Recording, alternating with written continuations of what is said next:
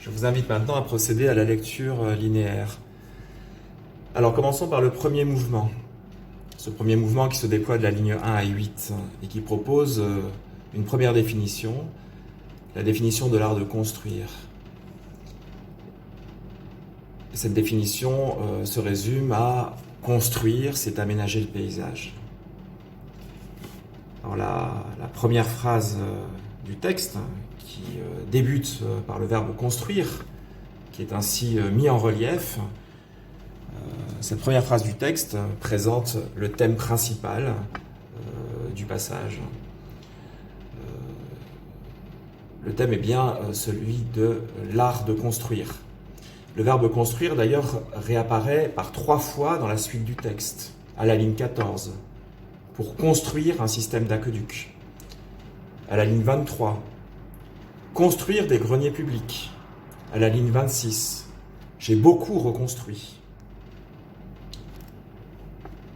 Alors, pour présenter sa vision de l'art de construire, Hadrien choisit le mode de la définition à l'infinitif, ce qui confère à son propos un ton impersonnel, solennel, impérial.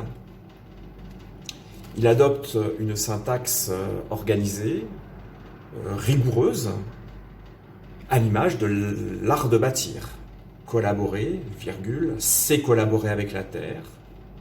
Premier groupe, c'est mettre une marque humaine sur un paysage qui en sera modifié à jamais. Deuxième groupe, c'est contribuer aussi à ce lent changement qui est la vie des villes. Troisième groupe, ces 3 groupes étant marqués par l'anaphore du présentatif c'est, suivi d'un infinitif qui permet de donner un élément de définition à l'acte de construire. On peut à ce titre noter que l'infinitif, qui est un mode impersonnel, atemporel, donne déjà à l'idée de construire, et donc aux constructions d'Hadrien, un caractère éternel. Au-delà de ces premières remarques, on voit tout de suite que pour l'empereur, construire, c'est respecter la nature, quelle qu'elle soit. C'est bien ce qu'indique le premier élément de définition, à travers le verbe collaborer. Alors qu'il s'agisse de collaborer avec la terre, ou encore à la ligne 2 avec le paysage,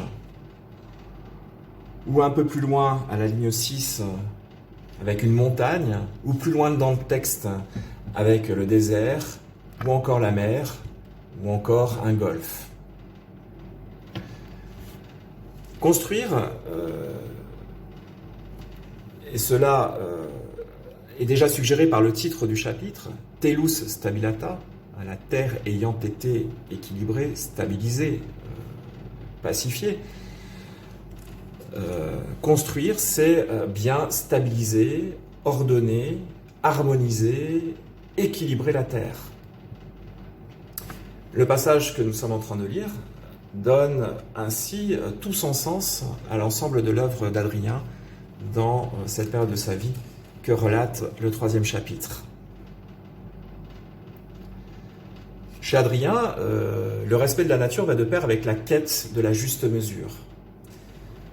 Cette juste mesure vient de la philosophie d'Aristote.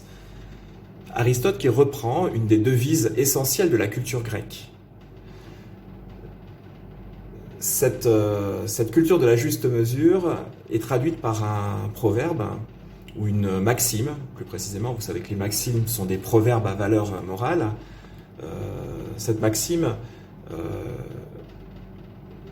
la maxime du Meden Agan, M-E-D-E-N,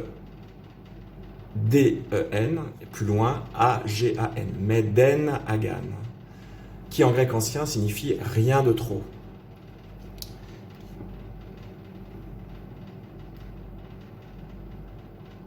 Cette idée de juste mesure aristotélicienne, l'adjectif aristotélicien, ici au féminin aristotélicienne, vient du nom du philosophe Aristote, vous savez, qui vécut à l'époque d'Alexandre le Grand, puisqu'il fut son précepteur. Cette juste mesure aristotélicienne est traduite par ces trois infinitifs: construire, collaborer, contribuer, qui, par leur sonorité très proche, par le rythme qui est insufflé aussi à la phrase par le biais de l'anaphore suivi de l'anaphore c'est contribuer,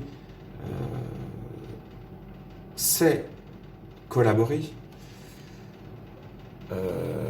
Tous ces procédés donc traduisent ce désir d'harmonie,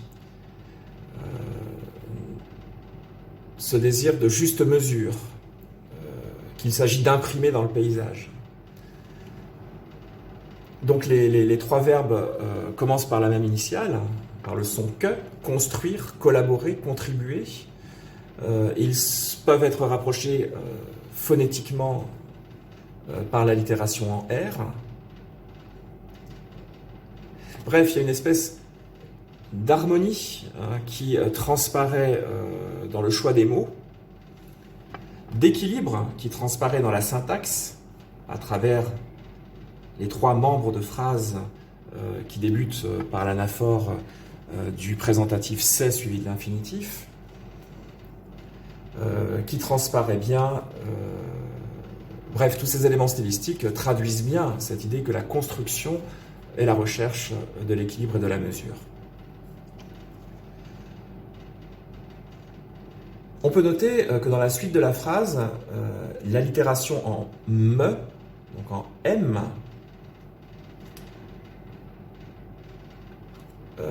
essaye de compenser ce que les allitérations en R pourraient avoir de brutal ou de violent.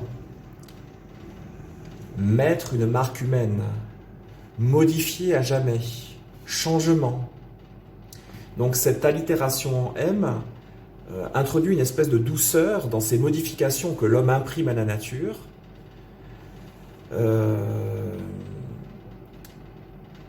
qui suggère que ce façonnage de la nature, ce modelage doit se faire dans le respect du paysage. Il s'agit bien d'humaniser le paysage, mais sans violence.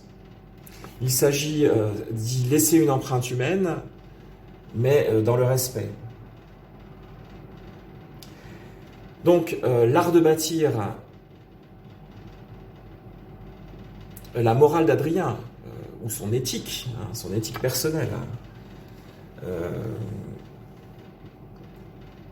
et la construction dont Adrien élabore son propre discours s'harmonisent parfaitement dans ce début du texte.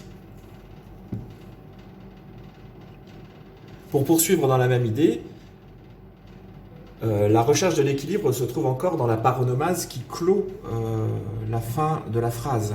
Une paronomase, c'est quand on rapproche deux mots qui se ressemblent par les sonorités.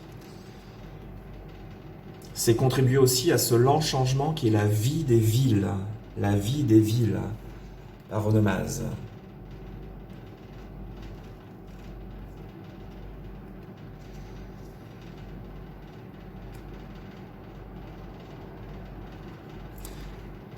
Donc cette paronomase, par son harmonie, traduit cette volonté d'harmoniser l'espace.